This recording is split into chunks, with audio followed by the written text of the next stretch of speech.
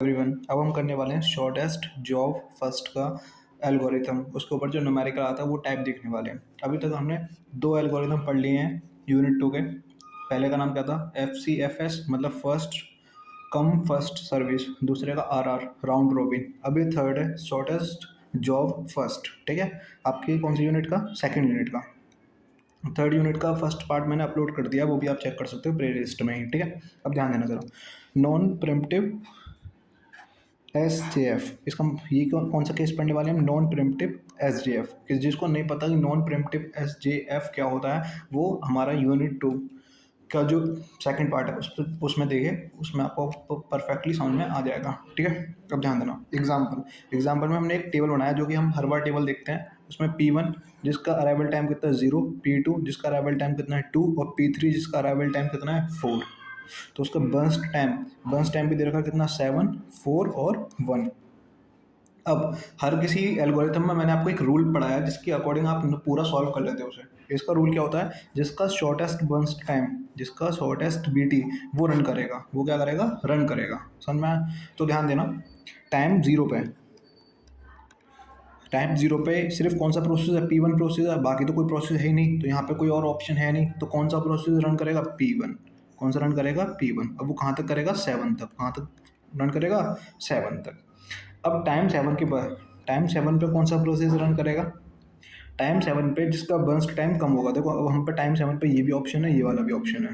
ठीक है, तो यहाँ पे कौन सा प्रोसेस रन करेगा? इसका बर्स्ट टाइम कितना? 1, और इसका कितना है? 4। तो टाइम 7 पे जो आपका प्रोसेस रन करेगा वो कौन सा करेगा? P3। वो कहाँ तक करेगा?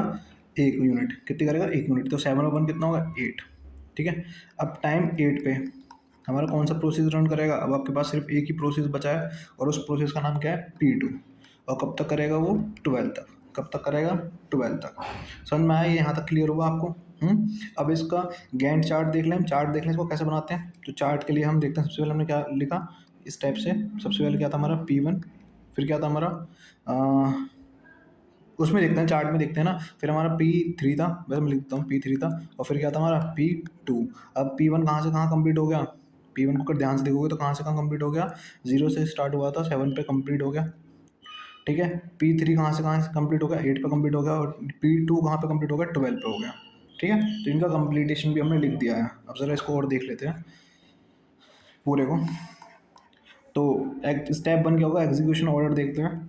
ये तब P1 देखो 0 से 7, P3 जो स्टार्ट हुआ था 8 तक, और P2 कहाँ तक हुआ था? 12 तक। ठीक है, अब स्टेप 1 क्या होता है? एग्जीक्यूशन ऑर्डर देखते हैं। टाइम 0 पे ओनली P1 अवेलेबल है, तो रन भी क्या करेगा? Only P1। कौन सा रन करेगा? P1। समझ में आया? है ना? तो आपका गैंट चार्ट भी वही बोल रहा है जो मैंने अभी थोड़ी देर पहले बनाया था। आपका प्रोसेस P1 कहाँ से 0 से स्टार्ट होता है, कहाँ कंप्लीट होता है? 7 पे। फिर उसके बाद 7 के बाद हम देखते हैं दो प्रोसेस हमारे पास अवेलेबल होते हैं, और किसका BT कम है। तो BT किसका कम होता है? P3 का। कितना होता है? 1। तो 7 + 1 कितना होगा? 8। तो P3 कहाँ कंप्लीट हो जाता है? 8, टाइम 8 पे। ठीक है ना?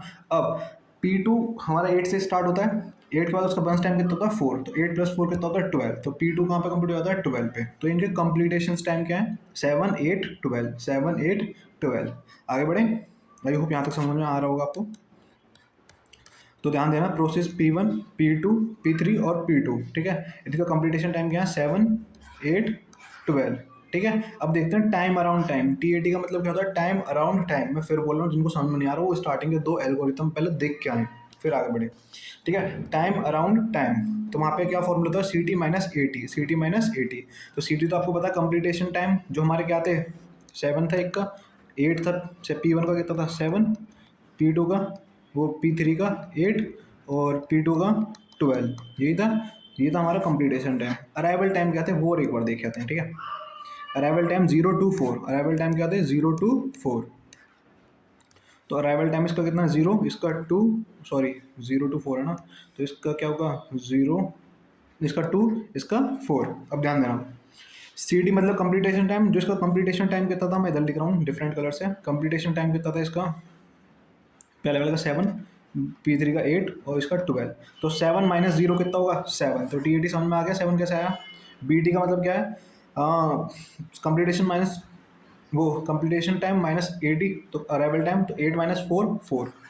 12 माइनस 2 10, तो T80 निकालना आ गया। अब इसका अगर मुझे एवरेज निकालना हो तो कैसे निकालूंगा, 7 plus 4 plus 10 divided by number of process कितने हैं 3, तो ये हो गया मेरा क्या एवरेज, अगर एवरेज T80 निकालना हो।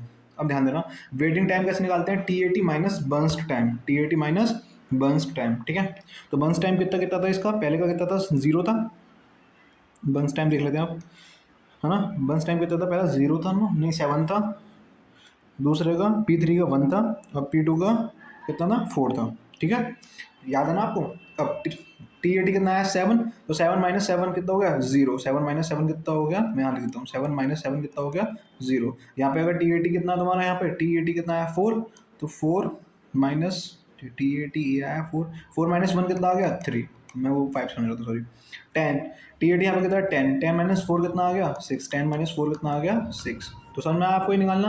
अब अगर इसका एवरेज पूछ ले, एवरेज वेटिंग टाइम निकालो, तो 0 प्लस 3 प्लस 6 डिवाइडेड बाय 3, तो 6 और 3 कितना हुआ 9, 9 डिवाइडेड बाय 3 कितना आ गया 3, तो वेटिंग टाइम कितना आ गया एवरेज 3। देख लेते हैं, अगर एवरेज वेटिंग टाइम या एवरेज T80 निकालना हो तो इस टाइप से निकालते हैं, जितने भी T80 की वैल्यू हो उन्हें प्लस करो, डिवाइडेड बाय जितने नंबर ऑफ प्रोसेस हैं उससे कर दिया, तो 7 आ गया, 21/3 होगा। यहाँ पे 3 प्लस 6 9 डिवाइड बाय 3, तो कितना आ गया 3 आ गया, ये होगा कंप्लीट। यहाँ पे आपका ये वाला एल्गोरिथम कंप्लीट होता है। ये एल्गोरिथम कौन सा है, नॉन प्रिमिटिव केस का था, नॉन प्रिमिटिव केस का, ठीक है। नेक्स्ट वाला पढ़ेंगे हम किसका, प्रिमिटिव केस का, फिर आपका लास्ट एल्गोरिथम रह गया, उसके बाद आपका ये कंप्लीट। थैंक यू, प्लीज़ इतना कर लेना।